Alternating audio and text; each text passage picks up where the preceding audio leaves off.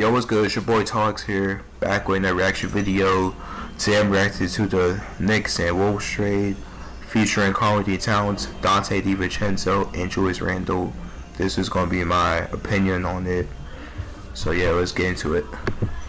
HQ, a blockbuster Friday night trade as the Athletic reports that the New York Knicks have agreed to a deal to acquire Karl-Anthony Towns from the Minnesota Timberwolves. The Knicks will be sending back a package that includes Julius Randle and DiVicenzo. Towns has spent his entire 9-year career in Minnesota, averaging over 20 points per game for the last 8 seasons. And last season, helped lead the T-Wolves that's good. The Western Conference Finals. That's good that Cat was doing that. And for more on years. this shocking news, we bring in CBS Sports NBA insider Bill Ryder.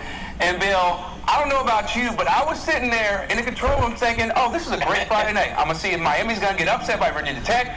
Then all of a sudden, I see the report. Oh yeah, sorry. I just want to say that, by the way, my homeboy called me the other day, told me about this trade.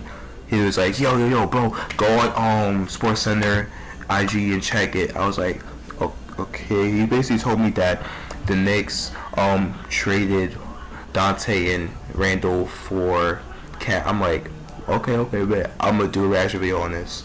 So yeah, shout out to him, by the way. You know, I appreciate him for doing that, because I would not be making this video if he never said that, you know, on the call the other day. And I literally had to look at it for like 10 seconds. Is this real? Did they really make this trade? So from your perspective, what was your reaction seeing this news? Yeah, first reaction is yours, Chris. It's a jaw dropper. It's a shocker. It'll wake you up on a Friday night, especially on the East Coast, where it's a little bit later than out here in LA. And then with a little chance to sort of try to process it, it at least fits some of the talk around the NBA. Certainly in Minnesota, there were a lot of concerns about their financial flexibility going forward with the second apron and the massive contracts they've already put out there and that they're going to have to. There's also an ownership battle. Who's going to control that team in a lawsuit that's underway? So some questions about whether or not there's just going to be the money to finance the team as it is. So this creates some financial flexibility. And for the Knicks, there's certainly been some rumblings that they had come to the conclusion, as much as having Julius Randle back in the mix would be great, they had a great season last year largely without him. They made that run to the postseason without him. And so it's a shocker, but it sort of makes sense from a Timberwolves perspective, because this gives them some financial flexibility and a little more depth. They were sort of handcuffed with what they could do. And for New York City and for the Knicks, I like it for both teams, Chris, but I love it for New York because Julius Randle is someone they thought maybe they could do without, and they get, obviously they're losing Dante DiVincenzo, which is a big loss, but Cat is such an offensive boost to a team that's already stocked up and loaded and looks like a contender before this trade in the Eastern Conference. So when it comes to the Knicks, right, and how they stack up against the Celtics, who won the NBA title this year, does this move inch them closer to being right there on the doorstep or looking eye to eye with Boston? Because on the other side, Bill, we talked about it off camera, Karl-Anthony Towns, you know, defense, that's not his calling card. His calling card is to be able to stretch the floor, right? He can really shoot. He can also take you off the dribble. But defensively, with Tom Thibodeau, not so much. He better do it, you know? Yeah. No, you said it like he can, and I'll say it, he doesn't. And with Tibbs, it's he better. It's a gamble. I think it's a really impressive gamble to answer. Oh yeah, so hopefully next season, man. I'm just saying, like, Tibbs, he gotta consider the players' stamina and minutes, because this past season he had the stars really playing 40 plus minutes straight. I'm not joking, like, you know, especially like when I was watching the postseason with the Knicks too, you know. Not that I'm a Knicks fan, I was just watching the NBA games during the playoffs as well, because, you know, I watch NBA. I like the NBA, I like sports, you know. But yeah, Tibbs, you know, he should just consider the players' stamina, not only for the stars, but for everybody else on the team too, you know. Use them wisely as far as their stamina, and they might actually make some noise, you know, in the league. So yeah. To your question, I do think, yes, when you have an arms race, when you have somebody pulling away in a competitive circumstance, and that's the Boston Celtics, and let the Sixers in too. We'll see what they do and what they're about. But bringing in Paul George was a huge move by Daryl Morey. You got to respond if you want to be in that sort of at that level. And the Knicks have done that. They did it with Bridges, and they do it again with Cat. So yes, I think that they're on the level, Chris, with Boston at least on paper. Now you don't win championships on paper. Ask the Boston Celtics. It took a lot of heartbreak and a lot of near misses and a finals appearance a couple years ago where they didn't succeed to kind of get there as a team. But on paper, I think that this gives the New York Knicks the firepower to compete with anybody in the Eastern Conference, and if they can figure it out, part of that being the defensive realities for Cat and what that head coach. Okay, I really wanted to say they could compete with anybody in the Eastern Conference because we gotta look at the teams like the Celtics, Sixers.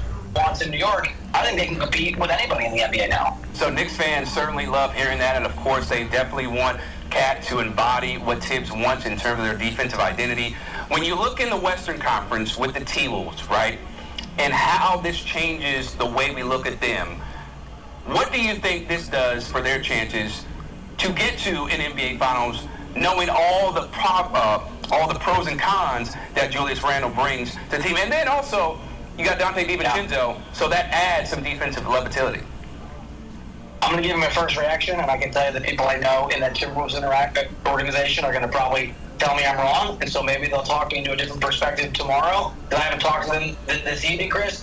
My first perspective is it's a really nice move for the Timberwolves in the medium term, and maybe the long term, some financial flexibility. I love DiVicenzo as an added piece and a competitor and some depth. But I think it's a minor step back in the short term. They are a little bit less impressive, a little bit less dangerous at the four. As you noted, there are some questions with Julius Randle, and I think this just reflects the fact that they are going to build this team in the long term. We know this around Anthony Edwards and around a player that can be they think. And I agree with that. Top five, top three player in the NBA going forward. So short term on paper, Chris, I don't think they're as dangerous. Certainly they're starting five as they were, but Julius Randle is obviously offensively a weapon that you can use. We've seen him be pretty impressive when he's healthy. That Timberwolves coaches have believed they can take guys like this and improve them a little bit. They'll point to a guy like Naz Reid, and I think DiVicenzo is an addition in terms of shooting, in terms of athleticism, in terms of winning, in terms of defense that they're going to like in that mix. So I think the Timberwolves take a small step back maybe this year. They're still obviously one of the top 3-4 teams. I think it's 3 in the Western Conference, but it gives them some depth, and it gives them some flexibility to try to maintain this level for the long term. So with that being said, long term, looking at both teams, who do you think has the edge in this one? Because it's not like all these players came from college, right? They have a lot of years on them. Maybe not to the level of KD, Steph Curry, right, LeBron James, but they have picked up some miles in this game. I think it's the Knicks. Look, I think both teams can win this trade. And I know that Cat is, 29 years old. He's got 3 years left on his contract. And it's the financial realities of the new CBA are really restrictive when you have a bunch of guys. The Knicks are all in. They are all in. Wow. But, I mean, look at that. Look at that starting five right there. I think that for the New York Knicks, this year, next year, maybe the year after that, for the duration of Towns' contract, it makes them a team that should and I think will compete at the highest levels in the NBA. I think New York wins the trade if we're looking for a winner, and I think the Timberwolves, it's TBD, but I don't hate it for them either. Bill Ryder breaking down the latest, a shocking trade. DiVicenzo, Julius Randle going to Minnesota in exchange for Karl-Anthony Towns coming to the Big Apple. What a development, Bill. We always appreciate the insight. Wow. Okay, so I guess that's pretty much it. Yeah.